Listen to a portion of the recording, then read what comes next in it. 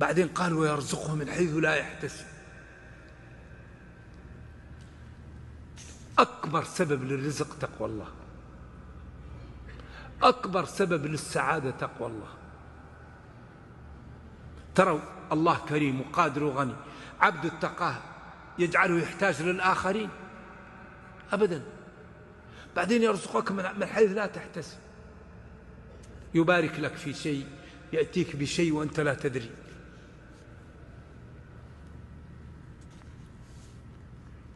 بعدين قال ومن يتوكل على الله فهو حسبه، ومن يثق بالله ويكل أمره له بعد القيام بالأسباب فالله كافيه.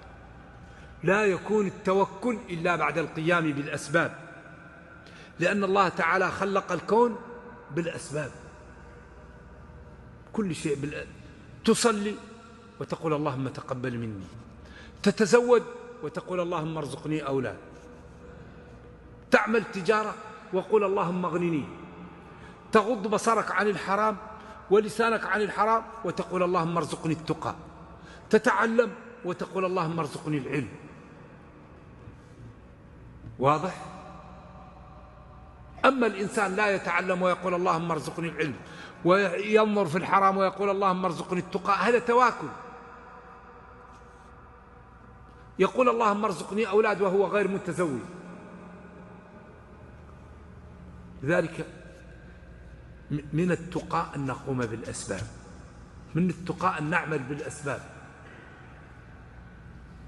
لأن ترك الأسباب يخالف التقى، يخالف العمل. وقل اعملوا فسيرى الله عملكم، اعملوا فكل ميسر لما خلق له، تعاونوا، كونوا مع الصادقين، اثبتوا.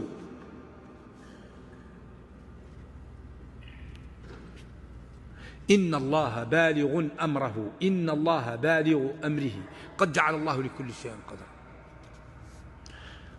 بعدين هنا الذي كتبه الله يكون، ولكن بعض الناس يقوم بالأسباب ولا يرى النتيجة،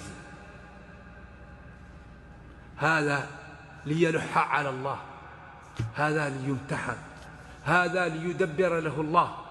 قد يكون بعض الناس إذا رأى المال يطغى فالله يمنع منه المال. قد بعض الناس يكون إذا رأى الولد يسبب له الولد الكفر، الله يمنع منه الولد، ولذلك يدبر الأمر.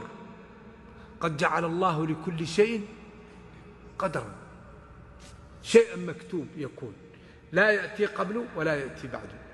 يستجب لأحدكم ما لم يعجل، يقول دعوت فلم يستجب لي دعوت. أما العبد إذا تأنى ودعا الله لازم الله يعطيه ما يريد، لأنه كريم وقادر. وأنت عبد سألت وألحيت عليه، كيف ما يعطيك؟ لأنك لا تلح عليه وتنكسر لربك وتتضرع له إلا الله يريد أن يعطيك، لأنه إذا أراد أن لا يعطيك يصرفك عن الدعاء أصلا. فإلحاحك لربك وانكسارك له هذا دلالة على أن الله تعالى يريد أن يعطيك، لأنه قال يستجب لأحدكم إيش؟ ما لم يعجل، يقول دعوت فلم يستجب لي. قد جعل الله لكل شيء قدرا، كل شيء مقدر له وقت، الحياة، الغنى، الفقر، الصحة، المرض، الرفعة، الوضع، كله. لكن نحن نقوم بالأسباب ونسأل الله العافية.